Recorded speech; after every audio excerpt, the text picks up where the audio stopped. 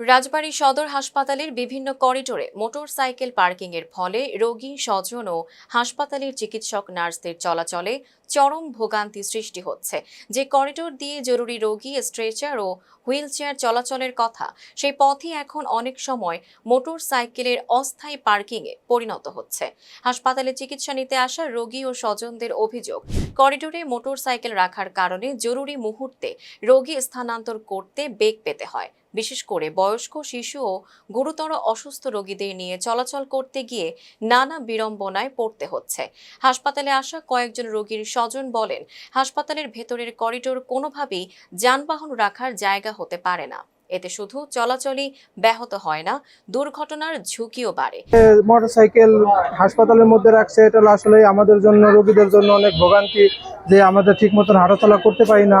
আমাদের রাজবাড়ী সদর হাসপাতালে আমরা একটা বিষয় লক্ষ্য করি প্রতিনিয়তই, যে আমাদের এই রাজবাড়ী সদর হাসপাতালে হাসপাতালের যে করিডোরটা রয়েছে সেখানে কিন্তু এরকম গাড়ি আর কি মোটরসাইকেল পার্কিং করা থাকে। আসলে এই গাড়ি পার্কিং করা থাকলে পারে বিশেষ করে অনেক সময় দেখা যায় যে জরুরি ইমার্জেন্সি ভাবে অনেকে রোগীদের কিন্তু এখান দিয়ে যাতায়াত করতে হয়। ফোনটা রাখার জন্য একটা বিভ্রান্ত একটা সৃষ্টি হয়।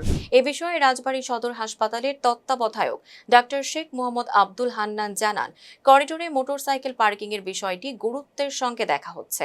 নির্ধারিত স্থানের বাইরে মোটরসাইকেল রাখতে না দেওয়ার জন্য প্রয়োজনীয় ব্যবস্থা নেওয়া হবে এবং নিরাপত্তা কর্মীদের আরও সতর্ক থাকার নির্দেশ দেওয়া হবে।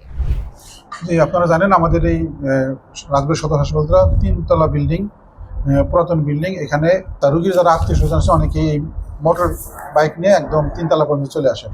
আমাদের এই হাসপাতালে ক্যাম্পাসের ভিতরে আসলে মোটরসাইকেল রাখার জন্য আলাদা কোনো পার্কিং এরিয়া নাই। সংস্কৃতি প্রতিমন্ত্রীর সভাপতিত্বে আমাদের হাসপাতাল ব্যবস্থাপনা কমিটির সভা অনুষ্ঠিত হয়। সেখানে আমাদের একটা সিদ্ধান্ত হয়েছে যে আমরা মোটর বাইক পার্কিং করার জন্য আলাদা একটা শেড নির্মাণ করব।